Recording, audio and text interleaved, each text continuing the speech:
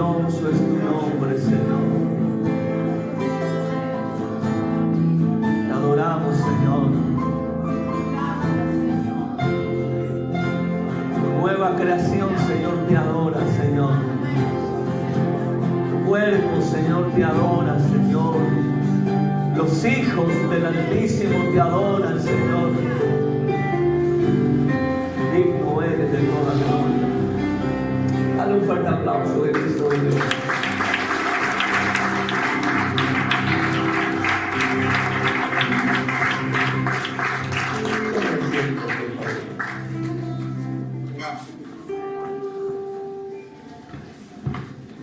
El obispo, esperé a la hora novena.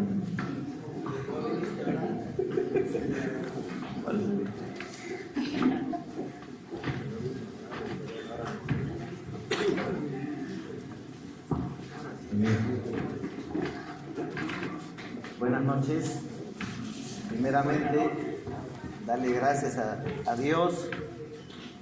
Quiero agradecer, le pedí un minuto a Alex porque veo muchos amigos que los conozco desde hace muchos años, gentes que conocemos más de 5 o 7 años, que vamos mudando en las verdades.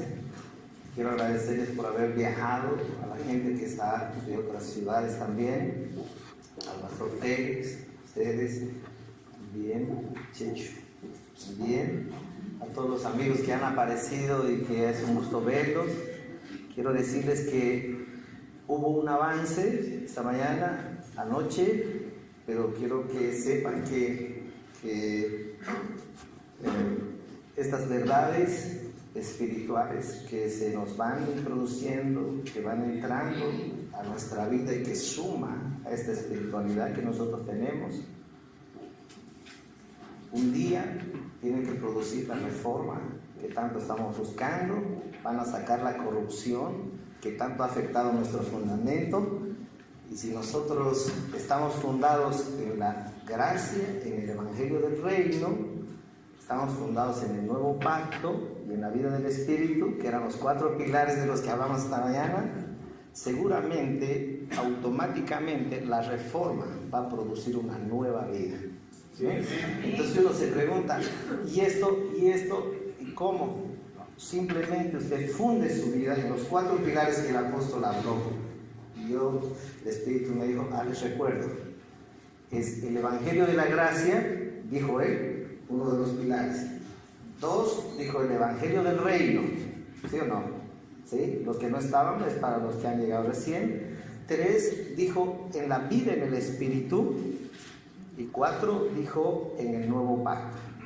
Si estas cosas, usted, estas verdades espirituales las tiene presentes en su vida, la reforma se va a producir automáticamente y el fundamento va a poder ser expresado. ¿Amén? Entonces, les hice ese recuerdo. No quiero quitarle más tiempo porque se acaba la batería del micrófono. Apóstol, para los que no estaban, el apóstol Basilio Patiño viene desde Houston con su esposa, la pastora Esther. Ellos nos visitan, forman parte del ministerio Rema, que es una red apostólica ministerial, que ellos están como parte de un presbiterio donde hay muchos edificadores y están en algunas partes del mundo tratando de impartir estas verdades. Y hoy la gracia del Señor nos ha permitido tenerlos aquí, así que apóstol, quiero invitarle, lo amo mucho, nunca lo olvide. Gracias, hermano. Gracias, Marcela. Aleluya. ¿Cómo están? ¿Bien? Bien. Gracias, apóstol Marcelo. Amor, cariño, respeto y reconocimiento del Señor es recíproco. Así que en ese someternos unos a otros en el temor de Dios, valoramos las distintas gracias que nos enriquecen, que nos edifican en Cristo Jesús. Ya lo ha dicho, Rema es un equipo de colaboradores que nos juntamos en la verdad en Cristo para ser entrenados, capacitados, más entendidos del orden de la edificación del cuerpo de Cristo Jesús. Entonces son alrededor de unos 220 iglesias y ministerios, redes apostólicas, apóstoles, profetas, que forman parte de esta gran familia, y que en 16 naciones de Norte, Centro, Suramérica, el Caribe y Europa estamos haciendo una tarea de cooperación. Y con alrededor de unos 15, 25 ministerios ligados en esta edificación en la que estamos comprometidos a avanzar. Y no es cuestión de que usted se afilie a Rema o se integre a Rema, porque ese no es el objetivo. Lo importante es que usted se identifique en la tarea y podamos colaborar. Así que no hay ningún requisito, ninguna obligación ser parte de Rema para ser parte de la edificación en la que podemos colaborar juntos. Y nos sentimos muy enriquecidos de todos los hombres y mujeres que Dios ha traído en nuestra vida para seguir haciendo esta labor. La temática que nos compromete en estos días es identificar las riquezas, el orden, la naturaleza y operatividad legal del nuevo pacto, para también entender la reforma. Entonces, el proceso de reformar va a estar vigente mientras no alcancemos la plenitud en Cristo. O sea, se reforma cuando se requiere restaurar la forma correcta. Y lamentablemente la iglesia durante 1700 años ha sufrido una deformación. El diseño original, el orden correcto en el que Cristo la edificó y que los apóstoles continuaron, es una tarea inconclusa. Y hasta que todos no lleguemos a la plenitud de Cristo y seamos perfeccionados en Él, entonces los 5 ministerios estarán vigentes para llevar a los santos a tener la forma correcta y operar en el orden que Cristo ha establecido. Así que durante todo este periodo Dios ha mantenido un remanente comprometido en ese orden y ha provocado reformas. La más sustancial y dramática que ha ocurrido en la historia es la reforma de 1516 provocada por Martín Lutero. Pero no es esa realmente la mayor reforma, porque él hizo una reforma más de orden doctrinal, pero no estructural. Recuerden que estos reformadores formaban parte de esta iglesia tradicional. Y creo que el Espíritu Santo estará siempre provocando esa acción de la iglesia en encontrar el diseño genuino. Y está en la Escritura. Tal vez mañana tocaremos algunos de los elementos que Hebreos plantea que tienen que ser reformados.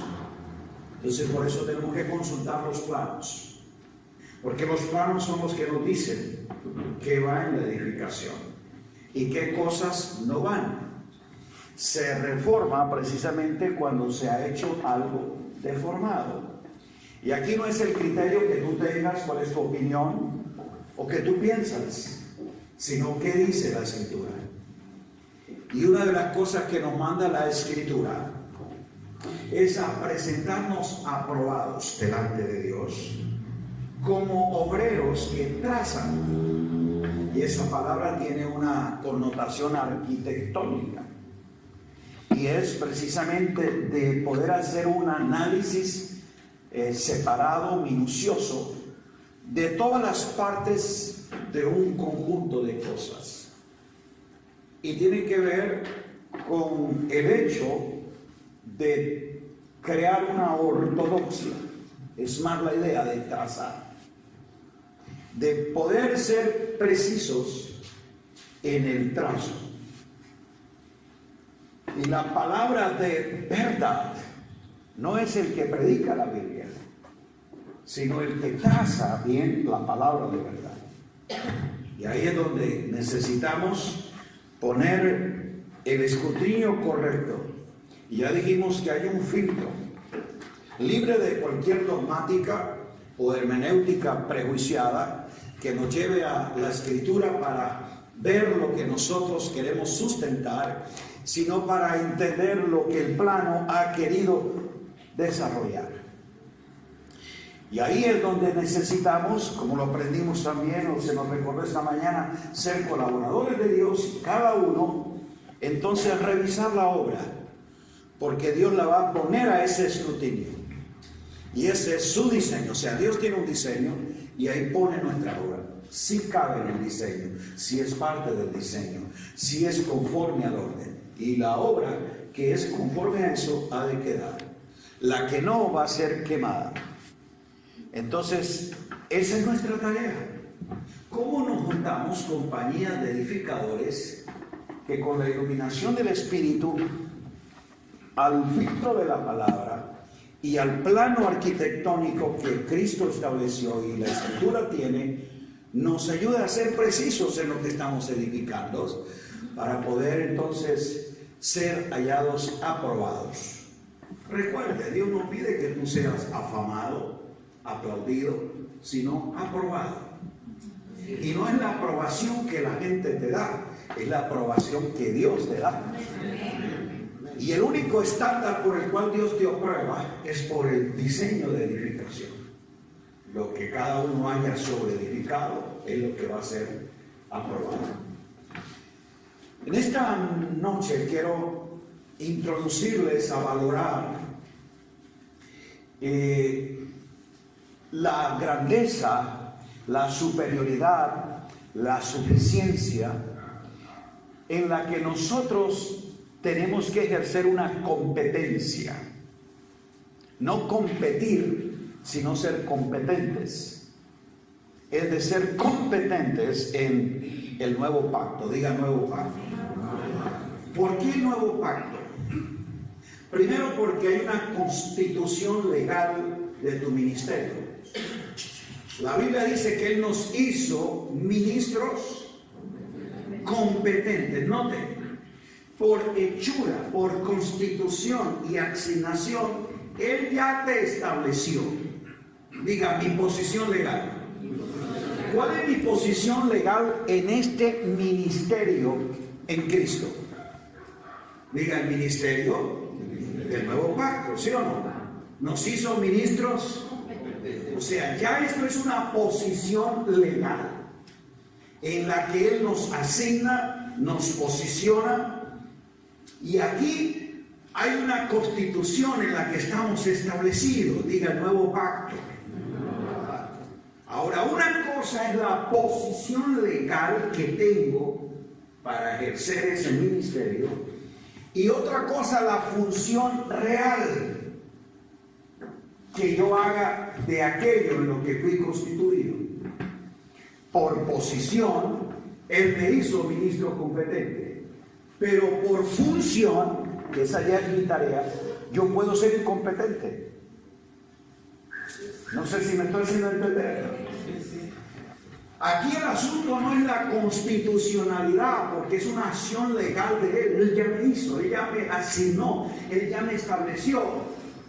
Porque esa competencia que proviene de Dios, que por gracia me llama, por gracia me constituye ministro competente, ya la función sí es el ejercicio del ministerio que yo haga. ¿Estamos entendiendo esto? El ejercicio del ministerio es mi responsabilidad. La constitución al ministerio es su soberanía. Dios soberanamente constituyó, llamó y puso a los que Él elige y los hizo. ¿Qué los hizo? Ministros competentes. Ok. Ser competente en mi posición depende de la destreza y desarrollo que yo haga de la función. Entonces aquí se conjugan los dos elementos: la soberanía de Dios, que por gracia nos constituye, y la responsabilidad del hombre para funcionar en lo que legalmente es. ¿Cuál es la tarea del Espíritu en nosotros? Darnos a entender, capacitarnos, llevarnos a conocer la función real de la posición legal.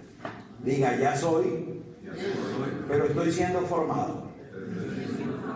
Y ahí es donde entonces entra nuestra participación de ser colaboradores de Dios.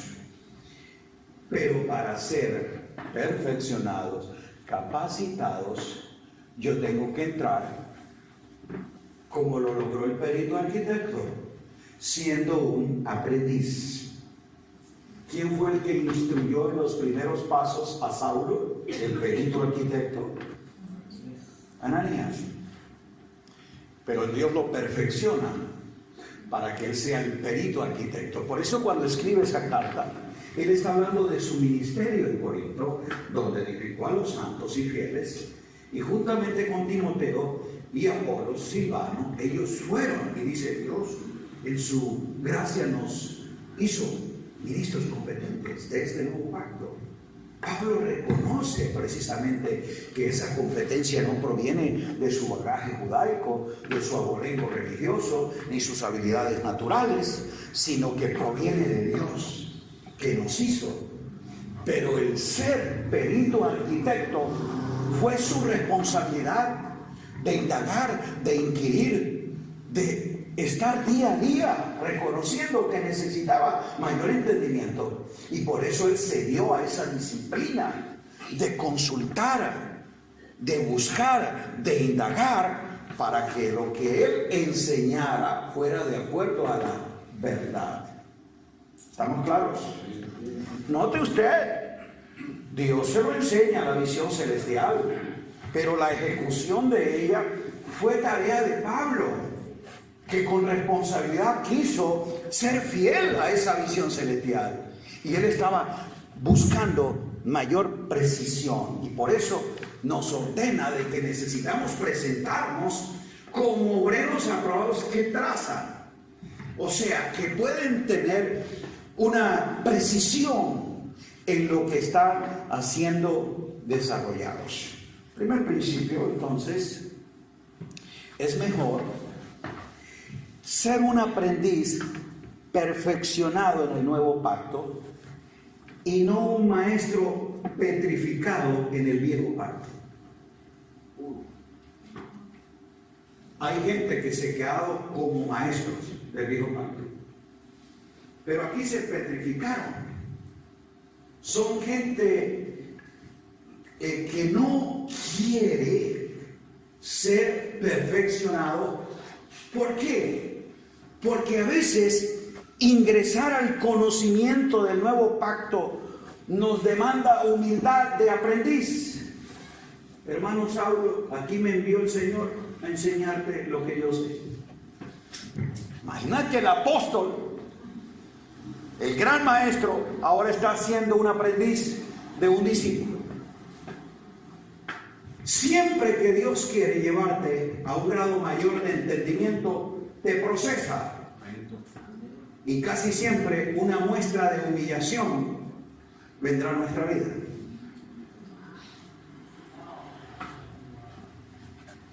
Hechos 19. Dice la Escritura que había un varón judío, elocuente en las Escrituras, fervoroso en el Espíritu, apasionado y llamado por Dios. ¿Llamado como? Apolos. Miren lo que dice el texto.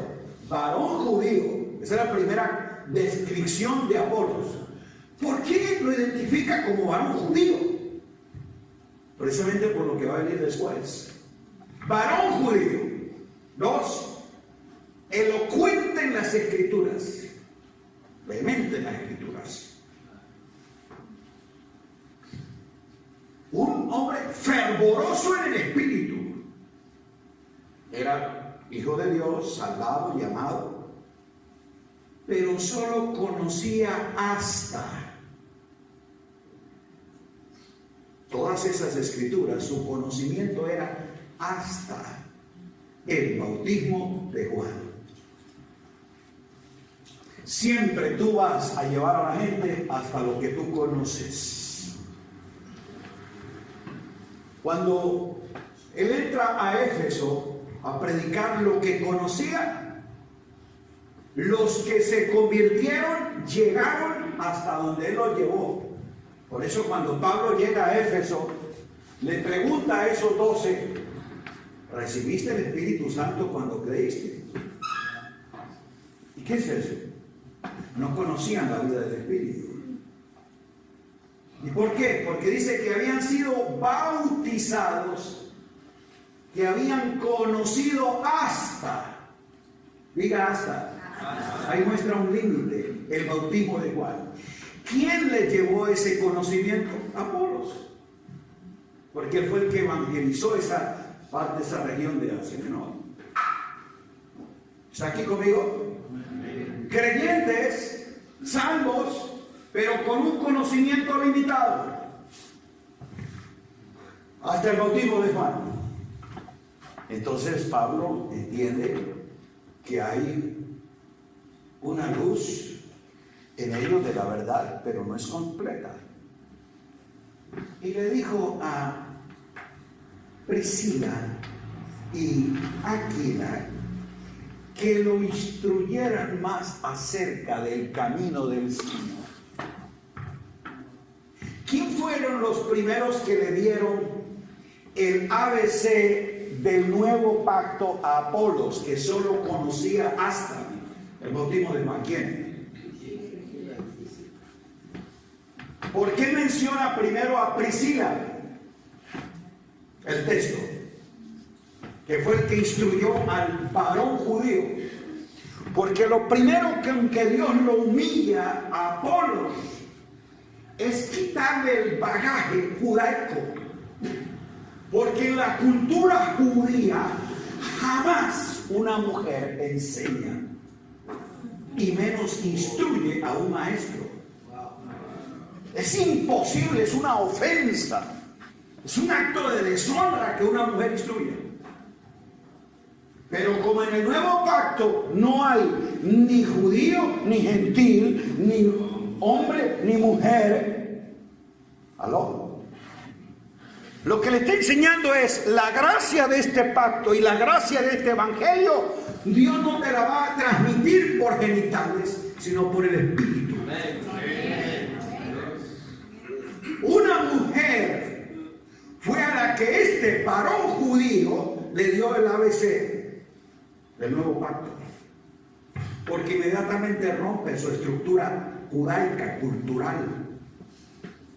Y esa fue una gran prueba de humildad que Apolos pasó. ¿Sabe lo que es sentarse a Apolos a escuchar a una mujer que instruye? Yo creo que ese judío por dentro se revolcaba. Me está humillando. Sí, pero era que Dios quería matar al varón judío para sacar al apóstol del evangelio del reino. De ese varón judío salió un apóstol.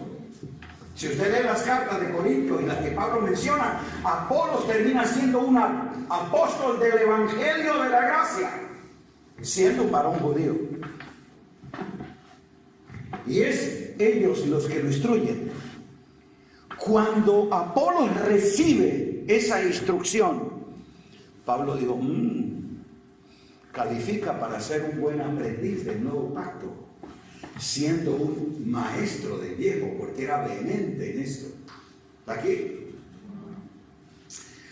a partir de entonces ya no lo sigue enseñando Priscila y Aquila. ¿Quién comienza a formar como un ministro competente a Apolos? Pablo. Lo trajo a su equipo, caminó con él, recorrió con él muchos escenarios. Por eso cuando escribe la carta a los Corintios, les está diciendo, que Timoteo, que Silvano, que Apolos y que él, o sea, Pablo, Dios los hizo ministros competentes del nuevo pacto.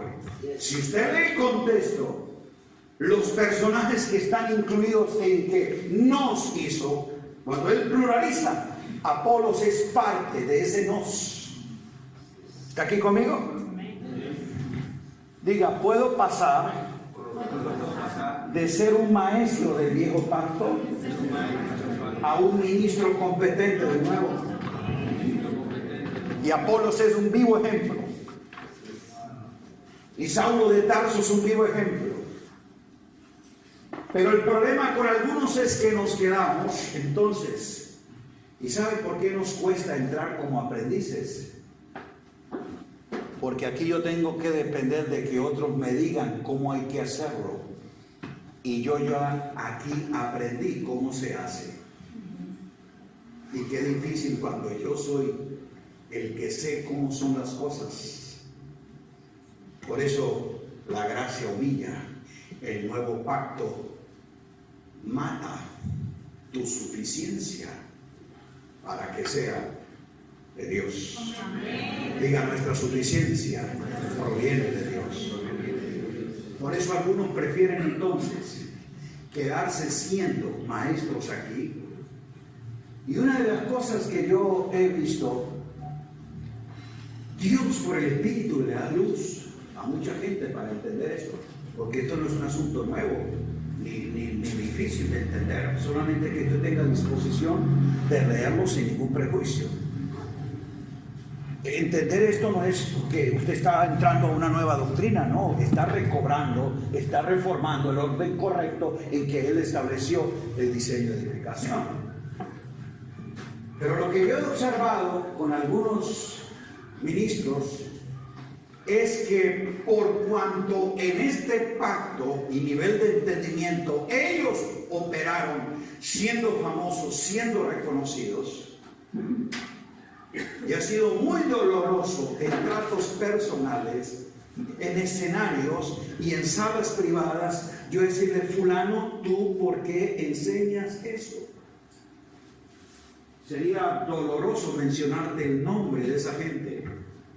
Mi esposa es testiga de algunos que me dijo, no me dañe el negocito, apóstol. Wow, yo cuando escuché eso casi me muero del dolor. Porque él enseñaba a la gente a que tenía que seguir usando la simbología, porque él había enseñado eso. Él era un pionero, es un reconocido a nivel latinoamericano e internacional como un maestro, como un profeta, como un apóstol de naciones. O sea, él dentro de este rango de cosas que enseña, es una eminencia, es reconocido. Le dije, ¿y tú por qué enseñas eso? Porque él sabe que entrar a enseñar esto es desmontar todo aquello que lo hizo famoso. Y se requiere mucha humildad para yo ir a un pastor o un creyente o un líder y decirle, mira, yo te enseñé a la luz de lo que conocía esto, pero hoy he entendido más acerca de este camino y lo que te dije estaba incompleto. Hoy necesito que conozcas más acerca de la verdad en Cristo. Eso se requiere humildad. Por eso le dije que la gracia humilla, que el nuevo pacto a nosotros nos humilla, porque nos hace entender de que en esto nadie se la sabe, ni ninguno es pionero, porque ya cuando tú empiezas a hablar de esto, tú no tienes que darte el crédito. No es que el movimiento tal lo originé yo, o que yo soy el pionero que Dios usó para traer esto. No, cuando tú hablas de esta verdad, tú no tienes ningún crédito. A ti no se te atribuye ningún mérito. porque tú no estás inventando ni trayendo nada novedoso. Es Dios dándote luz a lo que siempre ha estado. ¿Está aquí conmigo? He visto y conozco presidentes de concilios, directores de misiones, líderes de redes apostólicas, que sentado a una mesa le digo, muestren el plano arquitectónico para estructurar el diseño y el orden de la iglesia del Señor. Indíquenme cómo es que se edifica. Abramos los planos. Y confrontado a la verdad presente del nuevo pacto, reconocen que es verdad. Reconocen que es verdad, pero no se atreven a reformar. Porque una reforma le va a llevar a que desmonten todo aquello incompleto en lo que ellos sustentaron la grandeza de su ministerio. Por eso esta reforma es violenta. ¿Por qué? Porque en esta reforma no puedes tener mezclas. Predicar el evangelio y enseñar a la gente la Biblia, usted le puede traer historias del Antiguo Testamento, simbología, enredarlos con 3 gritos de júbilo y hacerle un programa avivado y la gente está feliz. Pero llevarles al conocimiento de la verdad se requiere una pedagogía intencional, titánica. Pablo dijo, yo para hacer esta tarea y enseñar la verdad de Cristo en vosotros, lucho y trabajo según la potencia de Dios en mí. Y le dijo a todos los tesalonicenses, y ustedes son testigos de cuán justa, santa y reprensiblemente he estado con ustedes día y noche, con lágrimas por cada uno, para llevarles a esta verdad. Entonces, esto no es cuestión de hacer un evento, hermano. Tener una iglesia evangélica distraída, entretenida y dispersa, o allí embolatada en tantas cosas es fácil. Pero llevar a una iglesia entendida, efectiva y comprometida en un diseño no es tan fácil. Se requiere trabajo y requiere lucha. Trabajo es una acción inteligente que produce placer, pero lucha ya es un elemento de resistencia. Note que Pablo no habla de guerra espiritual, habla de lucha. Él habla de la batalla de la fe, no de la guerra espiritual. ¿Está aquí conmigo? Amén. Entonces, hacer esta reforma requiere lucha, porque nos vamos a enfrentar a factores de resistencia, elementos que no quieren.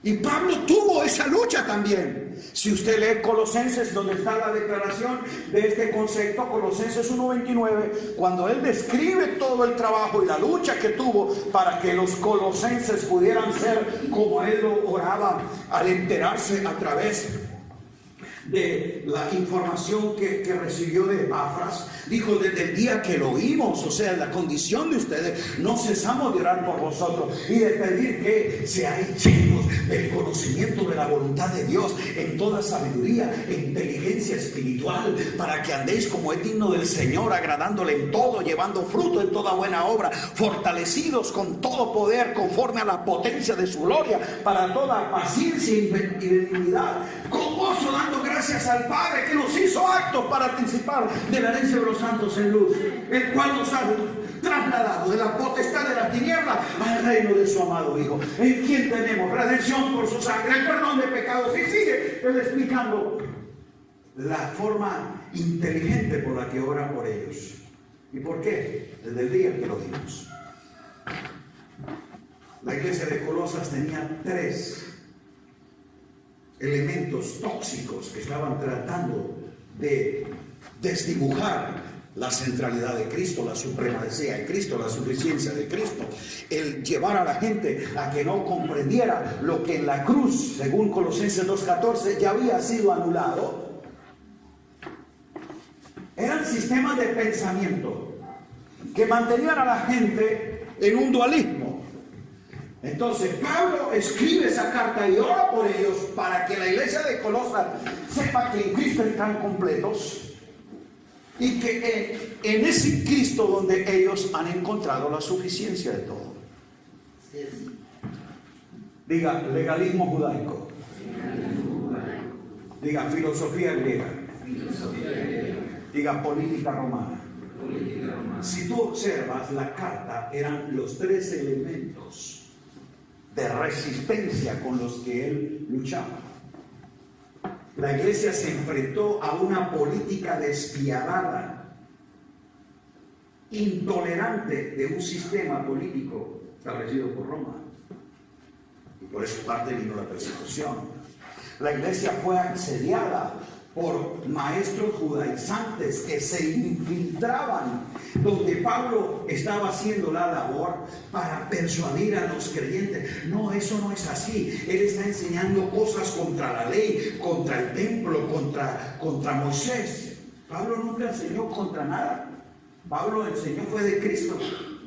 Lo que pasa es que cuando tú estableces la verdad en Cristo, todo aquello que es religión sale al descubierto. Por eso te estoy diciendo, fundamenta en la verdad, establece a la gente en Cristo y se va a dar cuenta cuánta religiosidad nosotros hemos puesto como un sustituto a la fe.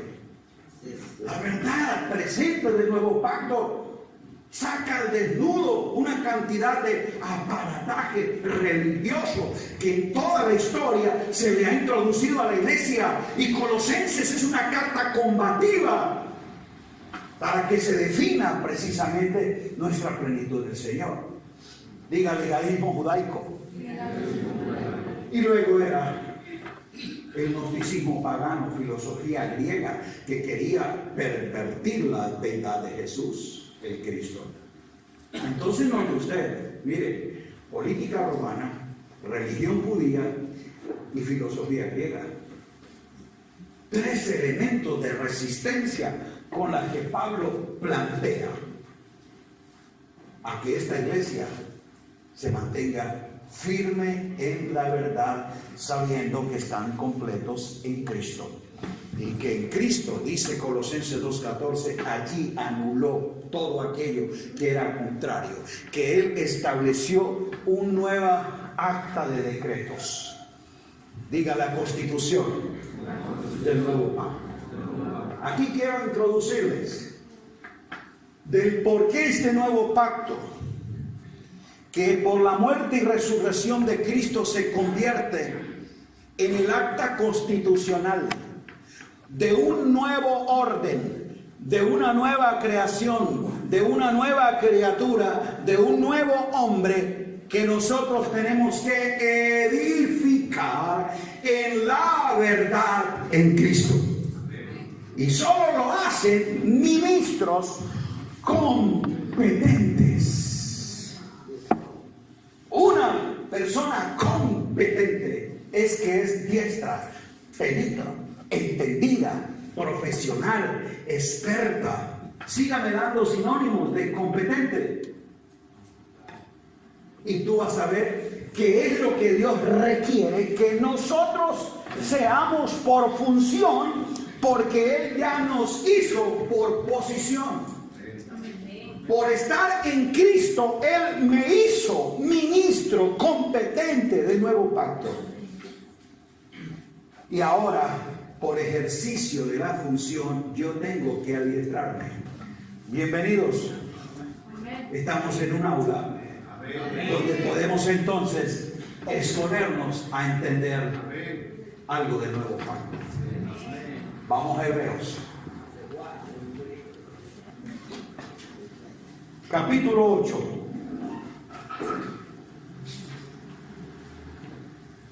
Por favor, les ruego un poquito de paciencia para ver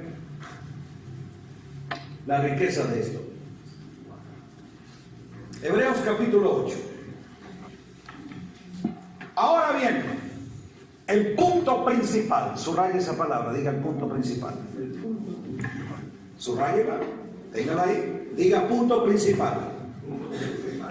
De lo que venimos diciendo es que teniendo tal sumo sacerdote, el cual se sentó a la diestra del trono de la majestad en los cielos, que es ministro del santuario, ¿De cuál santuario?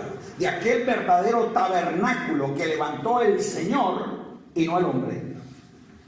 Porque todo sumo sacerdote está constituido para presentar ofrendas y sacrificios, por lo cual es necesario que también el sacerdote, tenga algo que ofrecer. Así que si estuviese sobre la tierra, ni siquiera sería sacerdote, habiendo aún sacerdotes que presentan las ofrendas según la ley. Recuerden que esta carta a los hebreos, todavía el templo de Israel, de Jerusalén, estaba en pie y había sacerdotes. Yo le dije que estuvo hasta el año 70 presentando ofrendas, sacrificios, el cordero pascual y todo lo demás. Todavía habían sacerdotes. Esta carta se escribe en el año 67, o sea, todavía el templo está en pie cuando ellos están viendo esto. ¿Está claro esto? El contexto histórico. Bien. Entonces dice que todas estas ofrendas que son según la ley, los cuales sirven a lo que es sombra y figura. ¿Esto qué es? Diga, sombra y figura. De las cosas celestiales. Anoche hablábamos de cómo tenemos que comprender las cosas celestiales. Del orden celestial, donde hay un santuario celestial y donde nosotros en lugares celestiales administramos las cosas celestiales, y que yo necesito conocer la visión celestial para saber cuáles son las cosas en las que yo administro. Pero como todavía estamos con esquemas terrenales, mirando lo que el hombre y la religión hacen, nosotros todavía no operamos en el modelo celestial. Estas eran figuras. Y como se le advirtió a Moisés cuando iba a erigir el tabernáculo, que es figura. Mira, haz todas las cosas conforme al modelo que se te ha mostrado en el monte. Esta mañana hablamos de la importancia del énfasis del Señor, de la precisión en algo que era sombra y figura, cuanto más en lo que es verdadero. ¿Cuántos no estuvieron esta mañana? Levanten la mano. Que el Señor les perdone ese pecado. Pero entonces busque la grabación, o no sé cómo, las notas, para que entendamos esto. Versículo. Mire qué versículo, solo uno. Diga, pero ahora. Diga ahora. Pero ahora.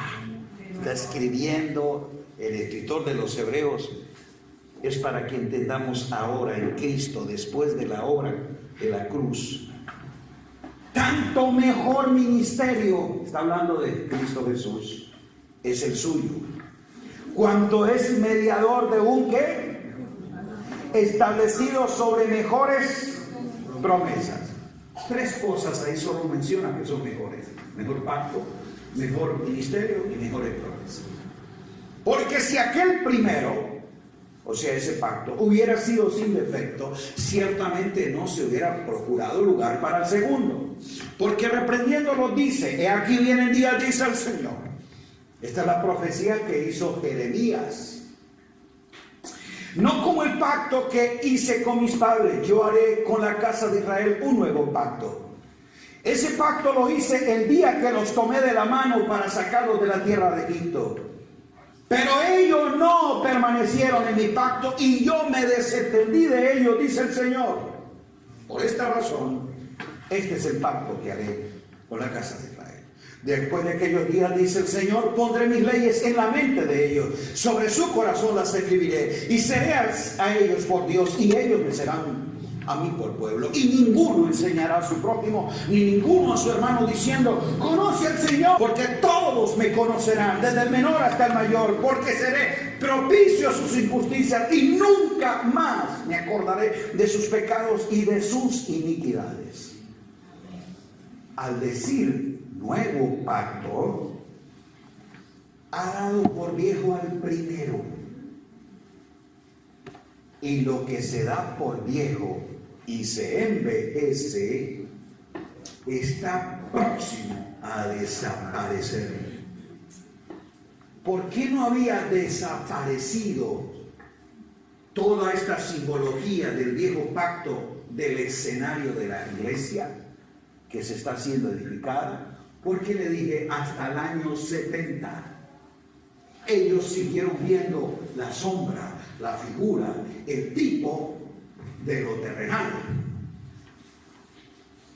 Pero desapareció toda esa simbología el día que el Señor cumplió su profecía. Ese va a ser destruido y nunca más será levantado, porque yo voy a levantar el verdadero templo donde yo habito.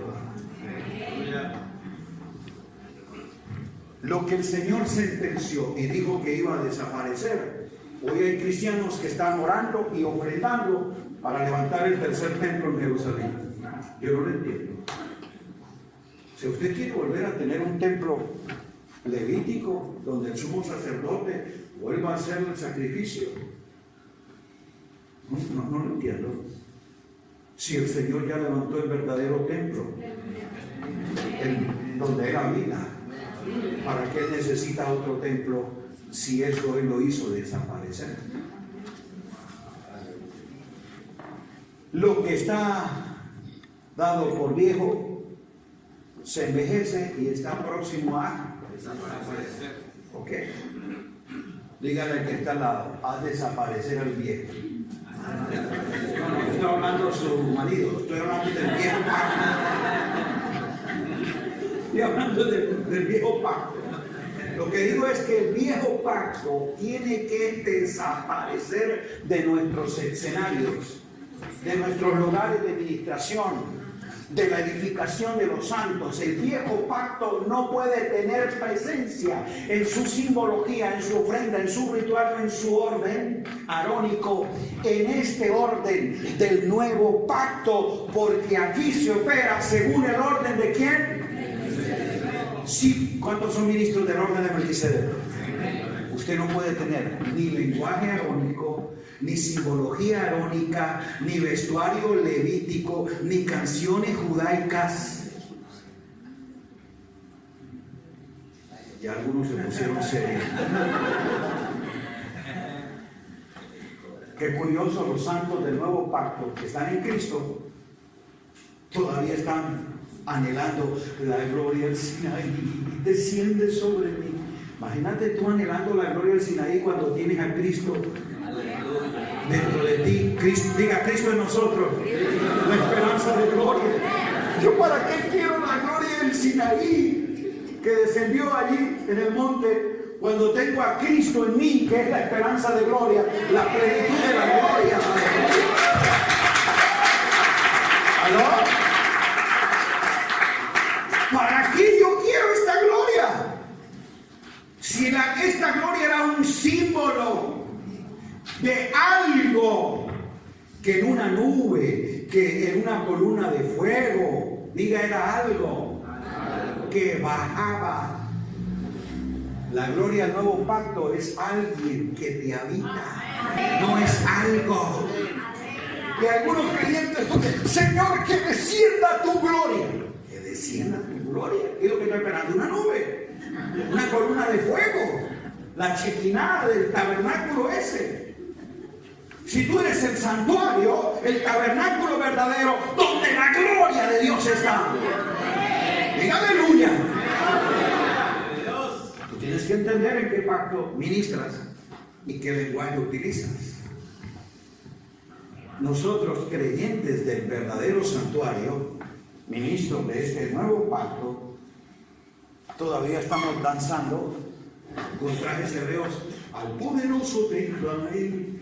¿Usted quiere estar cantando al Santo de Israel? Si tú eres ministro del Santo de los Santos. Ay, ay, ay. ¿O quieres todavía predicarle, varones judíos, caso de Israel? No, diga, yo soy ministro del verdadero. Y aquí no se alaba al Santo de Israel, al Cristo, que es Señor y Dios sobre todas las cosas, y cuyo nombre es sobre todo nombre. Ay, ay, ay. Tendré que explicar eso. ¿Cuáles eran las connotaciones y nombres de este pacto? ¿Y cuál es el nombre en el nuevo pacto? Porque mientras nosotros no entendamos de qué santuario somos ministros y de qué orden no es que nosotros somos declarados ministros competentes, estaremos usando frases, términos que están en la Biblia, pero no están en el nuevo pacto. ¿Qué es lo que somos ministros competentes de qué? ¿De la Biblia? Él nos hizo ministros competentes de qué. Ya dije algo fuerte de la Biblia. Mañana cuando hablemos de reforma vamos a entender qué es la Biblia, qué es las Sagradas Escrituras y qué es la palabra de Dios. Para que podamos hacer diferencia de cosas.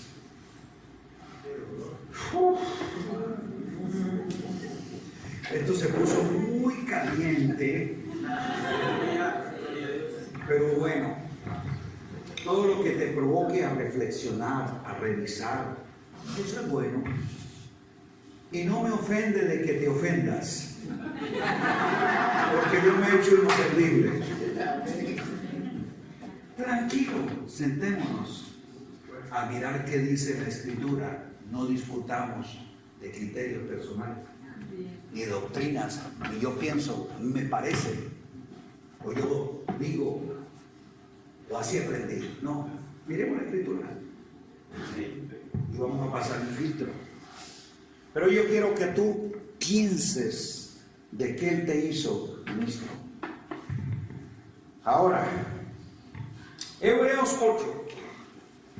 La carta a los Hebreos es la carta magna de esa constitucionalidad del nuevo pacto. Si tú quieres ser un ministro competente del nuevo pacto, tienes que ser un estudioso diligente de la carta a los Hebreos. Porque allí es donde tú vas a mirar la inspiración del Espíritu en un apóstol entendido que con responsabilidad y precisión escoge los términos y de manera ordenada y sistemática escribe a los hebreos, no a los judíos, a los hebreos, a que puedan conocer cuál es la legislación, el orden, la legalidad, la naturaleza del nuevo pacto. Su mano arriba, diga nuevo pacto. ¿Cuántos dedos son aquí? Le voy a mostrar 5 cosas que este nuevo pacto, diga, es superior. Hebreos escribe para mostrar la superioridad de este nuevo pacto por encima de lo anterior. Y cuando describe que este es mayor, es superior, no está diciendo que es una versión mejorada o una revisión con retoques mayores del anterior, porque dice que este desaparece y que ahora hay uno superior. Diga superior. Entonces diga, el nuevo pacto es superior. No es una versión mejorada o revisada del anterior. Este es superior. Diga, es supremo. En la carta plantea la supremacía de este pacto, precisamente porque está encima de todo y es ministrado en un santuario celestial y es en la majestad de las alturas. Muestra la supremacía diciendo que este orden no hay nada que lo supere. ¿Está entendiéndome? La majestad de las alturas se ministra este pacto por Cristo, el sumo sacerdote de un santuario celestial. La supremacía es que lo pone, diga, en el ámbito celestial. Tercera S, diga, suficiente.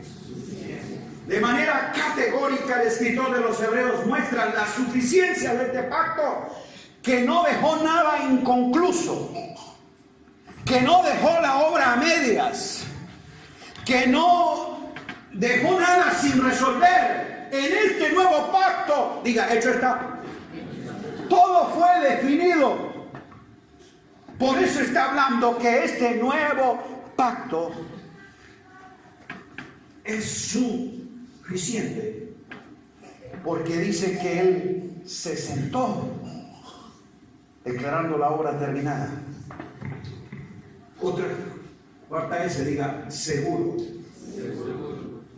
Lo que está hablando acerca de la seguridad de este pacto, que es un ancla firme en la que no hay nada en que nos haga remover. La seguridad de este nuevo pacto está en el fiador, en el garante, en el mediador de ese pacto, porque es el sumo sacerdote que lo sostiene. Escuche lo que dice: por el poder de una vida indestructible. ¡Wow! ¡Aleluya! Este pacto estuvo sostenido por sacerdotes que con su muerte terminaba su ministerio. Este pacto es tan seguro que está sostenido por un fiador, por un mediador, en el poder de una vida indestructible. Si este pacto es tan seguro, es por el sacerdote que lo ministra. ¿Quién es? Okay. Le diga singular. Vamos otra vez, diga superior, supremo, suficiente, seguro y singular. ¿Por qué singular? Por la singularidad de este nuevo pacto está en que es un kainos pacto. Y kainos no quiere decir neos. No es nuevo pacto en asunto de neos. Neos es la aparición de algo en versión última, lo más reciente, lo más nuevo.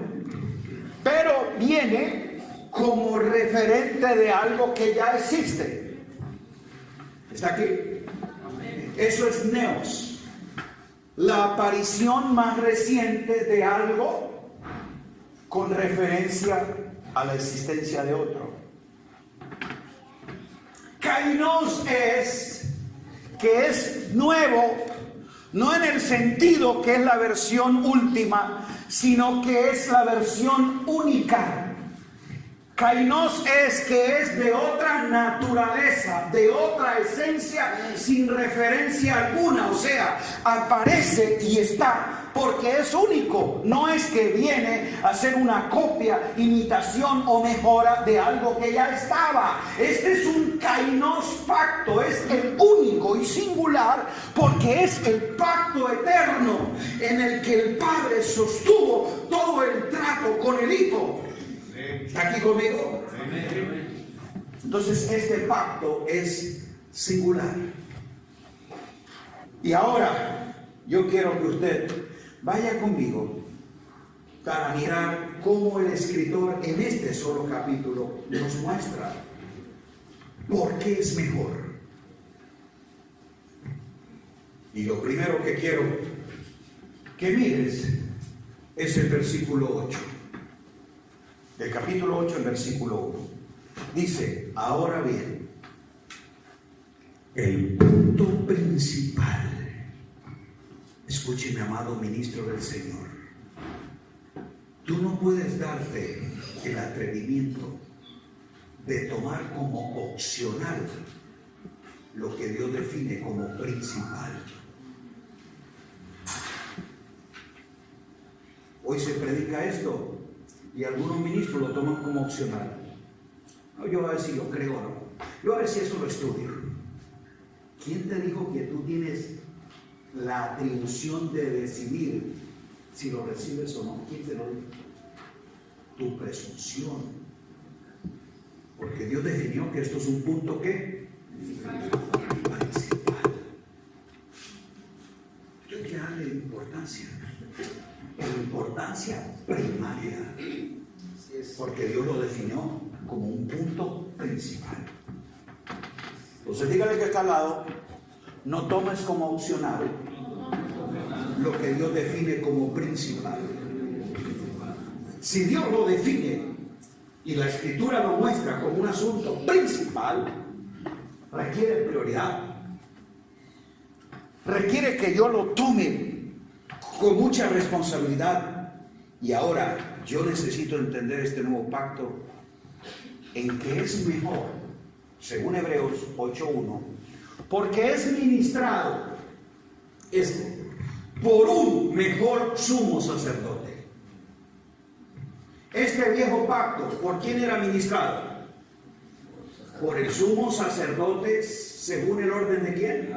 De Aarón. Y eran los hijos de Leví. Note usted, este sacerdote ministraba este pacto. Este nuevo pacto, ¿por quién es ministrado? Por un mejor sumo sacerdote, porque es Jesús mismo el fiador, el mediador, el sacerdote de este pacto, y que lo hace no según el orden de Aarón, sino según el orden de ¿quién? De Melquisedec. Solo por esa razón yo tengo que darle importancia a entender este pacto del cual yo soy ministro, porque yo estoy siendo colaborador de Dios en la ejecución de su proyecto, y su propósito eterno fue definido en Cristo y garantizado por su obra perfecta y consumada. Por eso cuando hablo del nuevo pacto estoy hablando de aquello que Dios se propuso llevar a cabo en Cristo Jesús desde antes de la fundación del mundo, y allí en un pacto eterno definió que todas las cosas iban a ser restauradas, reconciliadas, reformadas en Cristo. Y cuando Cristo vino y murió y resucitó y dijo, hecho está, entonces ha definido que en este nuevo pacto se inicia una nueva creación, dando desaparición a la vieja creación. Un nuevo hombre desapareciendo ese hombre viejo. Un nuevo pacto haciendo desaparecer el anterior. Que Él establece una nueva criatura, matando el Adán y dando vida por el Espíritu vivificante. ¿Entendimos esto? ¿Por qué Jesús es mejor sumo sacerdote? Su idoneidad moral. ¿En qué sentido? En que en este pacto el mismo sumo sacerdote Aarón moralmente no estaba calificado para ministrar, porque dice la Biblia que él tenía que presentar ofrenda por sí mismo. ¿Lo entendimos? El mismo sumo sacerdote que ofrecía la ofrenda por el pueblo tenía que presentar ofrenda por él. En este nuevo pacto, nuestro sumo sacerdote dijo, ¿quién de vosotros me redarguye el pecado? Entonces, él califica moralmente, qué grandioso, para hacer la ofrenda. Él es el cordero que se ofrece, y para ser el mismo sacerdote que la ministra. Cristian, aleluya. ¿Lo entendimos? Él moralmente sí califica delante de Dios para ser sin defecto, sin pecado en todo. Por eso entonces Él hace una obra perfecta.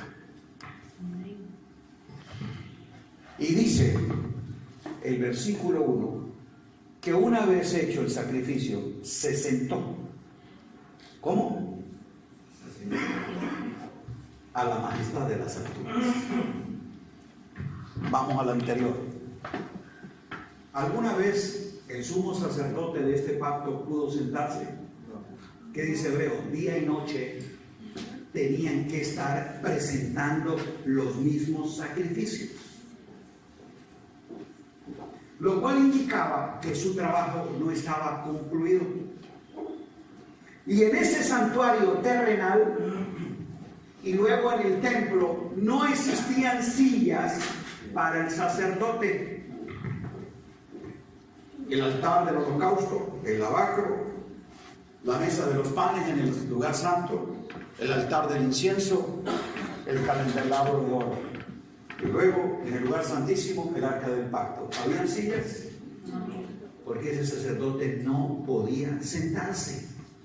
Porque día y noche tenía que estar repitiendo los mismos sacrificios que nunca podían hacer perfectos a los que practican este culto. Pero él, por un solo sacrificio, hizo perfecto para siempre a los santificados y se sentó. ¡Ay, dígale! Y se sentó en la majestad de las alturas. Esto es una de las cosas que no hemos entendido nosotros los del nuevo pacto. Que aquí se ministra, pero sin sudor.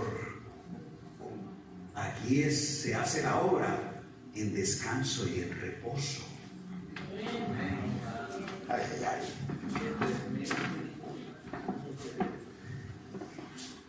Yo no puedo admitir y jamás acepto